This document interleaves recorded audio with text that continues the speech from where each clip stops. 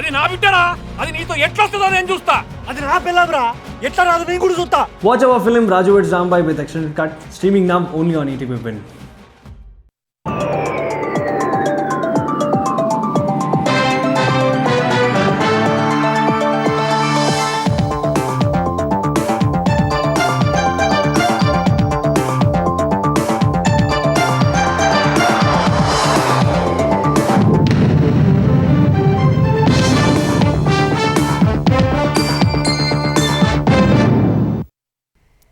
నమస్కారం, ETV news కు స్వాగతం. ముందుగా ముఖ్యాంశాలు. జిల్లాల్లో ఉత్తమ విధానాలపై కలెక్టర్ల సదస్సులో చర్చ. రెవెన్యూ రికార్డులు క్లౌడ్ లో అప్లోడ్ చేయాలన్న సీఎం. ట్యాంపరింగ్ కు తావుండదని స్పష్టీకరణ. ఉత్తరాంధ్ర భూ వివాదాల్లో నేతల జోక్యాన్ని సీఎం దృష్టికి తెచ్చిన పవన్. ఎవ్వరైనా ఉపేక్షించొద్దన్న చంద్రబాబు. అవసరమైతే పీడీ యాక్ట్ పెట్టాలని సూచన. చంద్రబాబుకు business reformer of the year award. ఏపీకి దక్కిన గుర్తింపు అని సీఎం హర్షం. ప్రజాప్రతినిధులు అధికారుల కృషి ఫలితమేనని కితాబు. తెలంగాణ పంచాయతీ ఎన్నికల్లో 66% స్థానాలు గెలిచామన్న రేవంత్. 87 నియోజకవర్గాల్లో ఆధిక్యం వచ్చిందని వెల్లడి. బీఆర్ఎస్ బీజేపీపై విమర్శలు.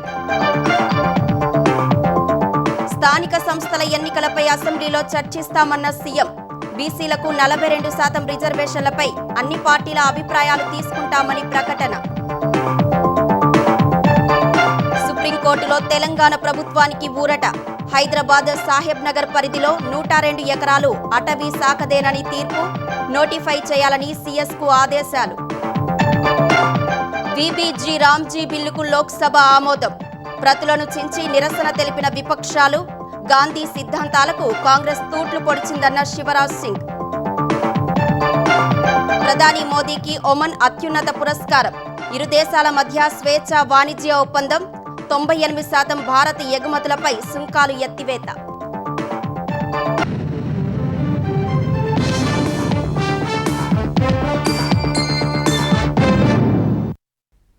ఆంధ్రప్రదేశ్లో రెవెన్యూ రికార్డులన్నీ డిజిటలైజ్ చేయాలని సీఎం చంద్రబాబు అధికారులను ఆదేశించారు. ట్యాంపరింగ్కు వీల్లేకుండా కట్టుదిట్టమైన ఏర్పాట్లు చేస్తే అది ప్రపంచానికి ఆదర్శంగా నిలుస్తుందని రెండో రోజు కలెక్టర్ల సదస్సులో సూచించారు. వ్యవసాయం, రెవెన్యూ, విద్య, ఎక్సైజ్ సహా వివిధ విభాగాల్లో అనుసరిస్తున్న ఉత్తమ విధానాలను అభినందించిన చంద్రబాబు మరిన్ని వినూత్న ఆలోచనలతో ప్రజలకు మెరుగైన సేవలు అందించాలని సూచించారు. కలెక్టర్ల సదస్సు రెండో రోజు సీఎం చంద్రబాబు నూతన వరవడికి శ్రీకారం చుట్టారు. వివిధ జిల్లాల్లో అమలు చేస్తున్న ఉత్తమ విధానాలపై కలెక్టర్లతోనే ప్రజెంటేషన్ ఇప్పించారు. అల్లూరు జిల్లా, మన్యం, ఏలూరు, నెల్లూరు, కడప, అనంతపురం జిల్లాల్లో ఉత్తమ విధానాలపై చర్చించారు.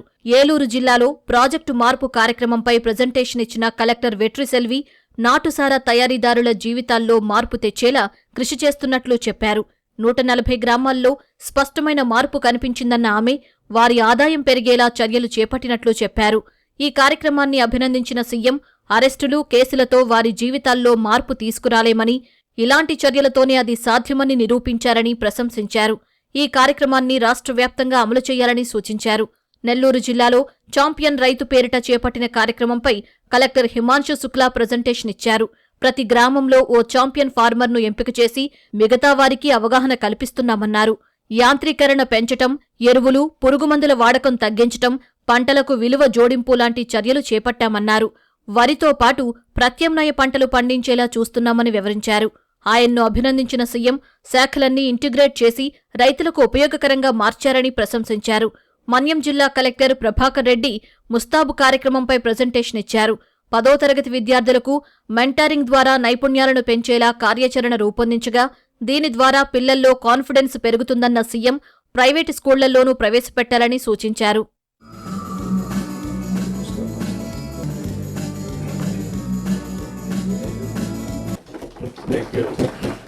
అప్ టు 12th క్లాస్ వరకు we're introducing irrespective of management. దీంతో 79 lakhs into father and mother వాళ్ళందరినీ పెట్టుకుంటే దగ్గర 2 crore వరకు ఇది ప్రభావితం చేస్తుంది. దీన్ని వాచ్ చేయండి, దీని ఇంపాక్ట్ కూడా స్టడీ చేయండి. This is the real innovative. Very happy the way you are thinking. దీన్ని లాజికల్గా తీసుకెళ్ళాలి. ఇంకా చాలా బెస్ట్ ప్రాక్టీస్ రావాలి. మనం పెట్టే ప్రతి ఒక్క పైసకు ఫలితం రావాలి. అన్ని డబ్బులతోనే కావు. ఇలాంటి బెస్ట్ ప్రాక్టీసెస్తో రెవల్యూషన్ తీసుకొచ్చే అవకాశం ఉంటుంది. కలెక్టర్ని మనస్ఫూర్తిగా అభినందిస్తున్నా. నేను పోయినప్పుడు పిల్లలు ఉన్నారు, సార్ మాది ముస్తాబు కార్యక్రమం చాలా బాగుంది. I'm total impressed about it. Simple innovation, impact is huge. ఏపీలోని అన్ని పాఠశాలలకు స్మార్ట్ కిచెన్ల ద్వారా ఆహారం అందించేందుకు స్థలాలు అన్వేషించాలని కలెక్టర్లను మంత్రి నారా లోకేష్ కోరారు. కడప జిల్లాలో చేపట్టిన smart kitchen for all the schools ప్రాజెక్టుపై కలెక్టర్ శ్రీధర్ ప్రజెంటేషన్ ఇవ్వగా ఈ విధానం కేంద్ర మంత్రి ధర్మేంద్ర ప్రధాన్కు నచ్చిందని లోకేష్ చెప్పారు. ఇది దేశానికే మార్గదర్శి అవుతుందని చంద్రబాబు ప్రశంసించారు. శ్రీధర్ గారు చూపించిన దానిపైన we have showcase this project in government of India. మన ధర్మేంద్ర ప్రధాన్ గారు పర్సనల్గా ఈ వాచ్ దిస్ అండ్ బాగా నచ్చింది. So I would request all collectors to start identifying land. యుద్ధ ప్రాతిపదికంగా will start constructing. I would request collectors also to visit this. Sir, Kadapalo, can they expand to hostels also on the residential schools? So Everywhere that's what, you do sir. it. All schools ని cover చేస్తే బాగుంటుంది sir. అన్ని schools పెట్టండి. Hub and spoke model పెట్టుకోండి. This is a very good initiative. It will be model for the nation. అన్ని భూ రికార్డులు storage లేదా క్లౌడ్లో ఉంచడం ద్వారా అక్రమాలు అరికట్టవచ్చని చంద్రబాబు అభిప్రాయపడ్డారు. రెవెన్యూ రికార్డుల డిజిటలైజేషన్లో ఏఐ వినియోగంపై అనంతపురం కలెక్టర్ ఆనంద్ ప్రజెంటేషన్ ఇచ్చారు. రెవెన్యూ ఆఫీసర్ టూల్ తయారు చేసి యూజర్లకు అనువుగా మార్చామని వివరించారు. ఇదే సమయంలో వివిధ అంశాలపై తనకు వచ్చిన ఫీడ్బ్యాక్ను చంద్రబాబు కలెక్టర్లతో పంచుకున్నారు. రిజిస్ట్రేషన్ల విధానం, నీటి భద్రత వంటి చర్యలు సత్ఫలితాలు ఇస్తున్నందుకు ఆనందంగా ఉందన్నారు. Either all records should be in warehousing or in cloud. అప్పుడు మనకు ఇంకా ఎక్కడ మ్యానిపులేషన్ స్కోప్ ఉండదు. ఈరోజు ఒక మెసేజ్ నాకు వస్తే మార్నింగ్ చాలా హ్యాపీగా ఫీల్ అయ్యాను. మన రిజిస్ట్రేషన్ ఆఫీస్కి పోతే ఎగ్జాక్ట్గా 10 minutesలో రిజిస్ట్రేషన్ అయిపోయి ఒక్క పైసా లేకుండా పంపించే పరిస్థితికి వచ్చారు. రియల్గా ఐఎమ్ కంగ్రాచులేటింగ్ దెమ్. అక్కడక్కడ టెక్నాలజీ లోపం కాదు, ఆ యూనిట్ రన్ చేసే వ్యక్తి చేసే మిస్చీఫ్ వల్ల కొద్దిగా మనకు ఇబ్బందులు వస్తున్నాయి. ఇదే జరిగితే ఐఎమ్ టోటలీ కాన్ఫిడెంట్. మనం అనుకున్నది 17% కాదు, ప్రపంచానికే ఒక నమూనాగా మనం తయారవుతాం. భారతదేశానికి అన్ని రాష్ట్రాలు కూడా మన దగ్గర వచ్చి నేర్చుకునే పరిస్థితికి వస్తారు. అన్ని జిల్లాల కలెక్టర్లు వినూత్న ఆలోచనలు చేయాలని కోరిన సీఎం ఉత్తమ విధానాలను మరింతగా విస్తృతపరిస్తే ప్రజలకు ఉపయోగం కలుగుతుందన్నారు. వచ్చే కలెక్టర్ల సదస్సు నాటికి మరింత వినూత్నంగా ఆలోచించి మరిన్ని ఉత్తమ విధానాలతో రావాలని దిశానిర్దేశం చేశారు. విశాఖ, అనకాపల్లి, విజయనగరం జిల్లాలోని కొన్ని భూ వివాదాల్లో రాజకీయ నేతల ప్రమేయం ఉందని తనకు ఫిర్యాదులు అందాయని deputy CM Pawan Kalyan CM Chandrababu దృష్టికి తెచ్చారు. ఇలాంటివి పునరావృతం కాకుండా అధికారులకు స్పష్టమైన ఆదేశాలు ఇవ్వాలని సీఎంను పవన్ కోరారు. వెంటనే స్పందించిన చంద్రబాబు భూ వివాదాల్లో నేతల జోక్యాన్ని సహించొద్దని కలెక్టర్లు, ఎస్పీలను ఆదేశించారు. అవసరమైతే పీడీ యాక్ట్ పెట్టాలన్న సీఎం, తప్పు చేయాలంటే భయపడేలా చర్యలు ఉండాలన్నారు. శాంతి భద్రతల పరిరక్షణే కూటమి ప్రభుత్వానికి ముఖ్యమని చంద్రబాబు స్పష్టం చేశారు. జిల్లాలో క్రైమ్ రేట్ బాగా తగ్గేలా చర్యలు చేపట్టాలని ఎస్పీలు, కలెక్టర్లకు సీఎం దిశానిర్దేశం చేశారు. క్రైమ్ రేట్ కొన్ని జిల్లాల్లో ఎక్కువగాను, కొన్ని జిల్లాల్లో తక్కువగా ఉందని తెలిపారు. ఆయా జిల్లాలో నేరాలు ఎందుకు పెరిగాయో విశ్లేషించాలని అధికారులను ఆదేశించారు. పేరు మోసిన రౌడీలను రాష్ట్రం నుంచి బహిష్కరించాలని సూచించారు. కలెక్టర్ల సదస్సు అనంతరం చంద్రబాబు ఢిల్లీ వెళ్లారు. ఏపీలో వివిధ ప్రాజెక్టులకు కేంద్ర సాయంపై రేపు 6 కేంద్ర మంత్రులతో సీఎం సమావేశం కానున్నారు. ఎక్కడైతే మీరు మోర్ ఇండస్ట్రియల్ బెల్ట్ ఎక్కడ ప్లాన్ చేశారో ఉత్తరాంధ్ర కానీ కొన్ని ప్రత్యేక ఎస్పెషల్లీ నా దృష్టికి ఎక్కువ వచ్చింది ఉత్తరాంధ్రకి సంబంధించి కొంత political leadership the getting in to the unwanted land disputes, land settlements. బాధ ఏమనిపిస్తుందంటే officials are not able to act firmly on that. ఒక ఫర్మ్గా ఎస్పెషల్లీ వైజాగ్, విశాఖపట్నం జోన్లో ఇవి ఎక్కువ జరుగుతూ ఉన్నాయి. ఏదైతే డిప్యూటీ సీఎం గారు చెప్పారో 5-6 జిల్లాలు, ఈ జిల్లాలో బోత్ పోలీసు ఉన్నారు, కలెక్టర్స్ ఉన్నారు. It is your responsibility. ఎక్కడ ల్యాండ్ గ్రాబింగ్ కానీ, మ్యానిపులేషన్ కానీ, ఇంటర్ఫిరెన్స్ కానీ ఉండడానికి వీల్లేదు. Be firm, be ruthless. ఒకవేళ ఏ కంప్లైంట్ వచ్చినా we're not going to spare it. ఎవరైనా సరే, దట్ ఈస్ ది మ్యాండేట్. మీరు క్లియర్ గా ఉండండి. పాత రికార్డ్స్ కూడా మేము వెరిఫై చేస్తాం. ఎవరు తప్పు చేసినా కూడా ఎవరిని వదిలిపెట్టే సమస్య ఉండదు. దేశంలో ప్రముఖ దినపత్రిక ది ఎకనామిక్ టైమ్స్ అందించే business reformer of the year award ఈసారి సీఎం చంద్రబాబును వరించింది. ఆంధ్రప్రదేశ్లో వ్యాపార అనుకూల విధానాల అమలు, పారిశ్రామిక సంస్కరణలు, రాష్ట్రానికి పెద్ద ఎత్తున పెట్టుబడులు ఆకర్షిస్తున్నందుకు ఈ అవార్డు ఇస్తున్నట్లు ఎకనామిక్ టైమ్స్ ప్రకటించింది. మార్చిలో నిర్వహించనున్న కార్యక్రమంలో కేంద్ర ఆర్థిక మంత్రి నిర్మలా సీతారామన్ చేతుల మీదుగా ఈ అవార్డును చంద్రబాబుకు ప్రదానం చేయనున్నారు. ఈ అవార్డును దేశంలోని ప్రముఖ పారిశ్రామికవేత్తలు, ఆర్థిక నిపుణులు, న్యాయవేత్తలతో కూడిన అత్యున్నత స్థాయి జ్యూరీ ఎంపిక చేసింది. అటు ఈ అవార్డు రాష్ట్రానికి దక్కిన గుర్తింపు అని కలెక్టర్ల సదస్సులో సీఎం చంద్రబాబు హర్షం వ్యక్తం చేశారు. ఈ అవార్డు వెనుక క్రెడిట్ అంతా తన సహచరులు, అధికారులు, కలెక్టర్లదేనని పేర్కొన్నారు. ఈ తరహా అవార్డులు ఎప్పుడూ తాను తీసుకోలేదన్న చంద్రబాబు విదేశీ యూనివర్సిటీలు డాక్టరేట్ ఇస్తామన్నా సున్నితంగా తిరస్కరించానని చెప్పారు. People are recognizing, not for me, state is the best. I am very happy. ఆటోమేటిక్గా ఇన్వెస్ట్మెంట్ వస్తుంది. ఏ పారిశ్రామికవేత్త కూడా మన దగ్గరకు వచ్చే పని లేకుండా, అంటే ఒక నమ్మకం, ఒక ట్రస్ట్. ఇది నేను gear March speed of delivery services రేపు రాబోయే రోజుల్లో ఆల్ స్టేట్స్ మన దగ్గరికి వచ్చి చూడాలి. రెండోది, ప్రపంచంలో అన్ని దేశాలు కూడా మన గురించి మాట్లాడుకోవాలి. గ్రామ పంచాయతీ ఎన్నికల్లో కాంగ్రెస్ పార్టీ సత్తా చాటిందని ముఖ్యమంత్రి రేవంత్ రెడ్డి తెలిపారు. అసెంబ్లీ ఎన్నికల్లో సాధించిన స్థానాల కంటే 21 నియోజకవర్గాల్లో కాంగ్రెస్ అధికంగా స్థానాలు దక్కించుకుందని వెల్లడించారు. వచ్చే అసెంబ్లీ ఎన్నికల్లోనూ ఇవే ఫలితాలు పునరావృతం అవుతాయని ధీమా వ్యక్తం చేశారు. ఎంపీటీసీ, జెడ్పీటీసీ ఎన్నికల్లో బీసీ రిజర్వేషన్లపై అసెంబ్లీలో చర్చించి నిర్ణయం తీసుకుంటామని పేర్కొన్నారు. గ్రామ పంచాయతీ ఎన్నికల ఫలితాలపై సీఎం రేవంత్ రెడ్డి సహచర మంత్రులతో కలిసి మీడియా సమావేశం నిర్వహించారు. 12,700కు పైగా గ్రామ పంచాయతీల్లో ఎన్నికలు ప్రశాంతంగా, ప్రజాస్వామ్యబద్ధంగా జరిగాయన్న సీఎం కాంగ్రెస్ అద్భుత ఫలితాలు సాధించిందని, ప్రభుత్వం ఏర్పడిన 2 ఏళ్ల తర్వాత జరిగిన ఎన్నికల్లోనూ ప్రజలు మళ్లీ కాంగ్రెస్ను ఆదరించారని తెలిపారు. కాంగ్రెస్ 7,527 గ్రామ పంచాయతీలు, కాంగ్రెస్ రెబల్స్ 808 స్థానాల్లో గెలుపొందారని వెల్లడించారు. కాంగ్రెస్ రెబల్స్ కలిసి 66% స్థానాలు గెలిచారన్నారు.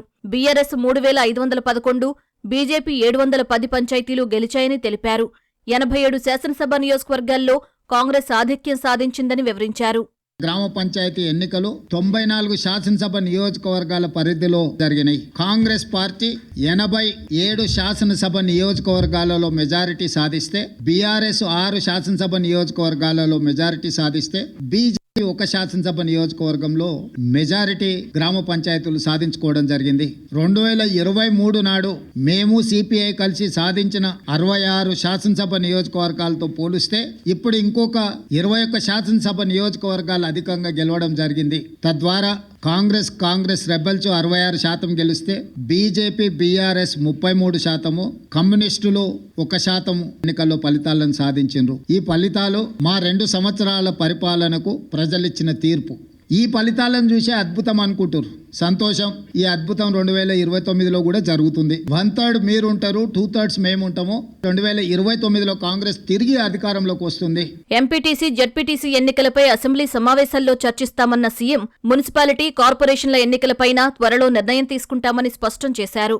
ఎంపీటీసీ, జడ్పీటీసీ, మున్సిపల్ ఎన్నికలు, మున్సిపల్ కార్పొరేషన్ ఎన్నికలు వీటన్నిటికీ సంబంధించి కూడా తొందరలోనే శాసనసభ సమావేశాలు ఏర్పాటు చేసి ప్రతిపక్షాలను కూడా అడుగుతాం ఏ విధంగా ముందుకు వెళ్దాము, 42% బీసీ రిజర్వేషన్లు ఏ విధంగా సాధించుకుందాము, భవిష్యత్ కార్యాచరణ ఎట్లుంటే బాగుంటుందో ప్రజాస్వామిక బద్దంగా చర్చ చేసి అసెంబ్లీలో ఆ తర్వాత ఎన్నికలపై ఒక నిర్ణయానికి వస్తాం. కేసీఆర్ గారిని ప్రతిపక్ష నాయకుడిగా లేఖ రాయమని ఉంది. ఇప్పుడంటే అప్పుడు ప్రత్యేక సమావేశాలు ఏర్పాటు చేస్తా, కృష్ణా గోదావరి జలాల మీద చర్చ చేద్దాం, పూర్తి వివరాలను, వాస్తవాలను ప్రజలకు వివరిద్దాం. వారు సభకు వచ్చి చర్చించి నిజంగానే మా వైపు నుంచి ఏమైనా లోపం ఉంటే వారిని ప్రశ్నించమని నేను సవాల్ విసురుతున్నా. అసెంబ్లీ ఉప ఎన్నికలు సహా పంచాయతీ ఎన్నికల ఫలితాలు చూసైనా విపక్షాలు ప్రభుత్వానికి సహకరించాలని రేవంత్ రెడ్డి హితవు పలికారు. తెలంగాణ ప్రజలకు రేవంత్ రెడ్డి సర్కారుపై ఉన్న వ్యతిరేకత పంచాయతీ ఎన్నికల్లో స్పష్టమైందని బీజేపీ శాసనసభాపక్ష నేత ఏలేటి మహేశ్వర్ రెడ్డి అన్నారు. ప్రభుత్వం తక్షణమే ఎంపీటీసీ, జెడ్పీటీసీ, మున్సిపల్ ఎన్నికలు నిర్వహించాలని డిమాండ్ చేశారు. పార్టీ గుర్తుతో జరిగే ఎంపీటీసీ, జెడ్పీటీసీ ఎన్నికల్లో కాంగ్రెస్ బలం తేటతెల్లమవుతుందని తెలిపారు. తెలంగాణ రాష్ట్రంలో కాంగ్రెస్ పార్టీ ఇచ్చిన హామీలు నెరవేర్చక 6 గ్యారెంటీలు తుంగలు తొక్కి 420 హామీల్ని గాలి కొదిలేసి రాష్ట్ర అభివృద్ధిని గాడి తప్పించి అవినీతిలో కూరుకుపోయినటువంటి కాంగ్రెస్ ప్రభుత్వం వ్యతిరేకతగా నిన్నటి తీర్పు కనబడతా ఉన్నది. మరి సింబలు లేవు కదా అని చెప్పేసి గెలిచిన సర్పంచుల్ని ఖాతాలో వేసుకుని రేవంత్ రెడ్డి గారు నిజంగా మీకు చిత్తశుద్ధి ఉంటే ఇమీడియట్గా ఎంపీటీసీ, జెడ్పీటీసీ ఎన్నికలు నిర్వహించాలా, మున్సిపల్ ఎన్నికలు నిర్వహించాలా. ప్రజలకు కాంగ్రెస్ పార్టీ మీద ఉన్నటువంటి వ్యతిరేకత స్పష్టమవుతుంది. గ్రామ పంచాయతీ ఎన్నికల్లో పల్లె ప్రజలు కాంగ్రెస్ పార్టీకి దిమ్మ తిరిగే తీర్పునిచ్చారని బీఆర్ఎస్ నేతలు అన్నారు. మెదక్ జిల్లాలో పర్యటించిన హరీష్ రావు నూతనంగా ఎన్నికైన సర్పంచులు, ఉప సర్పంచులకు అభినందనలు తెలిపారు. పంచాయతీ ఎన్నికల్లో కాంగ్రెస్ నేతలు ఎన్ని దాడులు చేసినా, భయపెట్టినా బీఆర్ఎస్ శ్రేణులు గట్టిగా ఎదుర్కొన్నారని తెలిపారు. పల్లె ప్రజల తీర్పుతో కాంగ్రెస్ ఎంపీటీసీ, జెడ్పీటీసీ ఎన్నికలు నిర్వహించే ధైర్యం చేయబోదని హరీష్ రావు అన్నారు.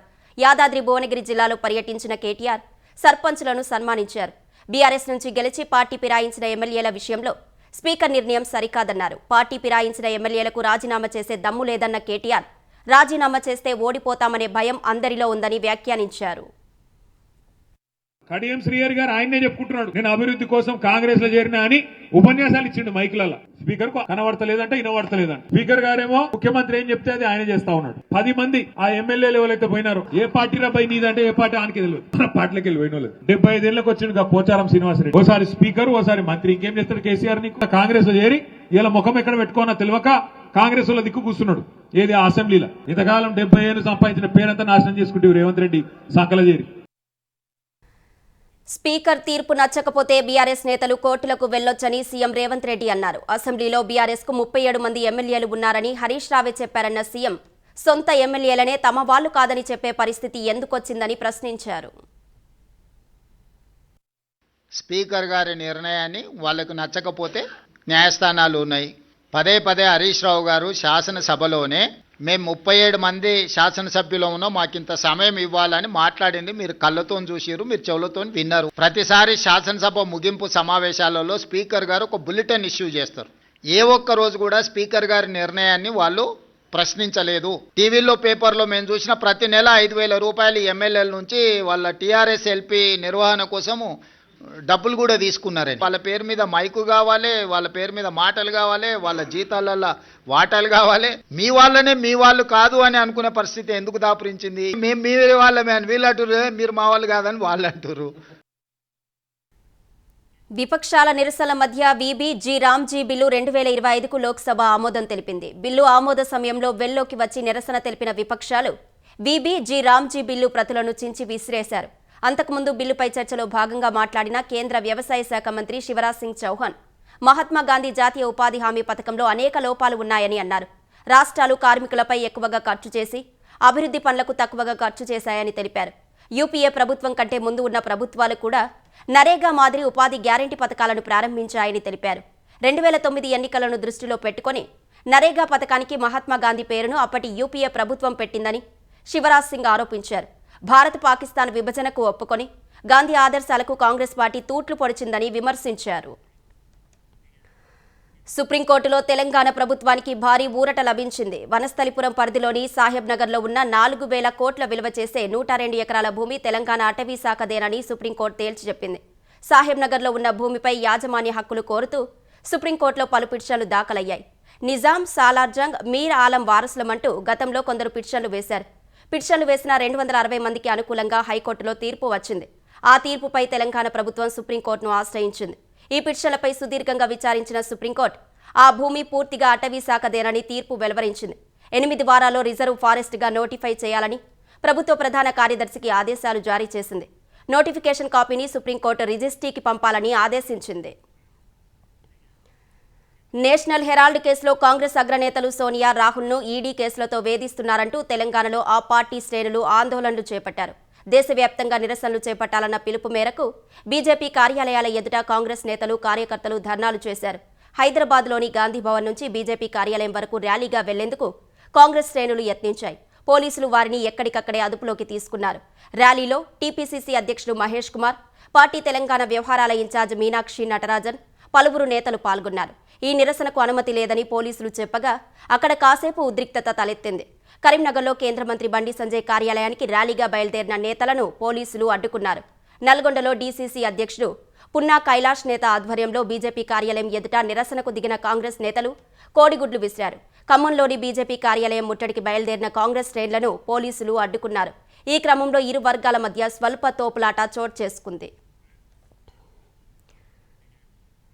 భద్రాచలంలో కొందరు ఆకతాయిలు నడి రోడ్డుపై చేసిన హత్య స్థానికంగా కలకలం రేపింది. చర్ల రోడ్డులోని మద్యం దుకాణం వద్ద శ్రీరామ్ నగర్ కాలనీకి చెందిన రవివర్మ అనే వ్యక్తి వాహనాన్ని కొందరు మందుబాబులు ఢీకొట్టారు. వారిని నిలదీసినందుకు రవివర్మతో వాగ్వాదానికి దిగి అతనిపై దాడి చేశారు.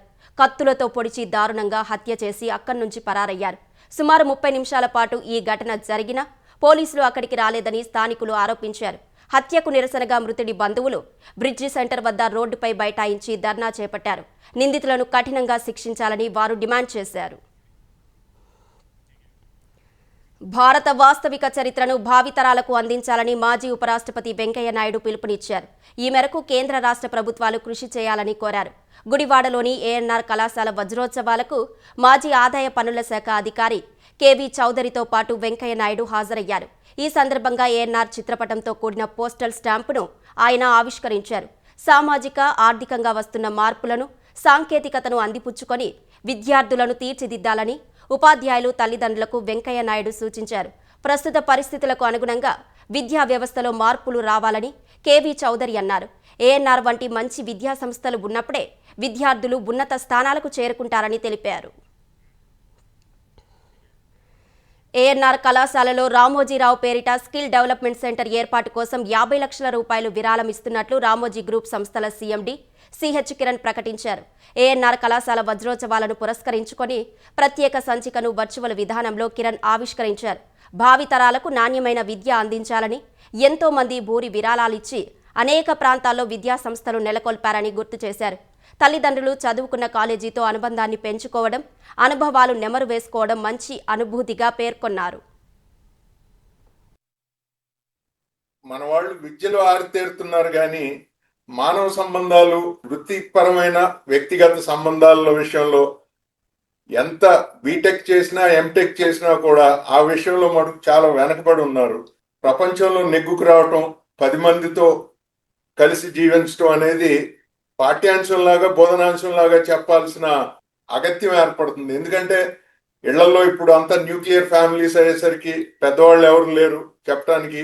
అందుకని నాన్నగారి పేరున కళాశాల వారి సహకారంతో ఒక స్కిల్ డెవలప్మెంట్ సెంటర్ అభివృద్ధి చేయాలని చెప్పి మా కుటుంబ పరంగా మేమంతా అనుకున్నాము. మా వంతు ఉడతాభక్తిగా కుటుంబం నుంచి ఆ స్కిల్ డెవలప్మెంట్ సెంటర్కి 50 లక్షలతో మొదలు పెడదామని అనుకుంటున్నాము. అమెరికా తీసుకొచ్చిన కొత్త సోషల్ మీడియా వెట్టింగ్ పాలసీతో భారత H-1B దరఖాస్తుదారులపై ప్రభావం పడుతోంది. ఈ విధానం వల్ల వీసా కోసం దరఖాస్తుదారులు వచ్చే ఏడాది అక్టోబర్ వరకు ఎదురు చూడాల్సిన పరిస్థితి తలెత్తింది. చాలా మంది వీసా అపాయింట్మెంట్లు 2026 అక్టోబర్ నెలాఖరుకు వాయిదా పడినట్లు అంతర్జాతీయ మీడియా కథనాలు వెల్లడించాయి. డిసెంబర్, జనవరిలో జరగాల్సిన H-1B, H-4 వీసా ఇంటర్వ్యూలను వచ్చే ఏడాది ఫిబ్రవరి, మార్చికి రీషెడ్యూల్ చేసినట్లు ఇటీవల అమెరికా ఎంబసీ అధికారులు వెల్లడించారు. తాజాగా ఈ ప్రక్రియ మరింత ఆలస్యం అవుతున్నట్లు తెలుస్తోంది. వీసా దరఖాస్తుదారుల సోషల్ మీడియా ఖాతాలను క్షుణ్ణంగా స్క్రీనింగ్ చేసేందుకు అదనపు సమయం పడుతోందని, అందువల్లే ఇంటర్వ్యూలను వాయిదా వేస్తున్నట్లు అమెరికా అధికారులు చెబుతున్నారు. ఫలితంగా దరఖాస్తుదారుల పరిస్థితి గందరగోళంలో పడింది. ఇప్పటికే అమెరికాలో ఉద్యోగాలు సాధించి ప్రయాణాల కోసం టికెట్లు బుక్ చేసుకున్న వారు ఇబ్బందులు పడుతున్నారు.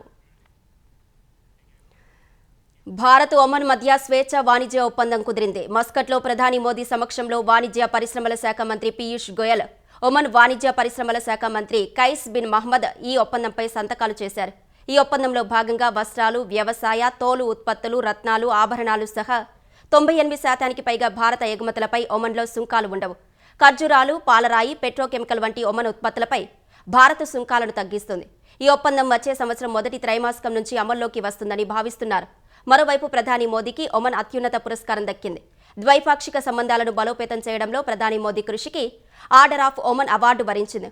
Oman Sultan Haitham bin Tariq sultanate ఈ పురస్కారాన్ని ప్రదానం చేశారు. ఈ అవార్డుతో మోదీకి ఇప్పటివరకు 29 అత్యున్నత పౌర పురస్కారాలు దక్కాయి. ఇథియోపియా పర్యటనలోనూ ఆ దేశం నిషాన్ ఆఫ్ ఇథియోపియా ఇచ్చింది. ఈనాడు 50 ఏళ్లు, ఈటీవీ 3 దశాబ్దాలు పూర్తి చేసుకున్న సందర్భంగా నిర్వహిస్తున్న వేడుకలకు రాజమహేంద్రవరం వేదిక అయ్యింది. హుకుంపేటలోని డీమార్ట్ పక్కన గ్రౌండ్లో రేపు సాయంత్రం 6 గంటల నుంచి ఈ వేడుకలు జరగనున్నాయి.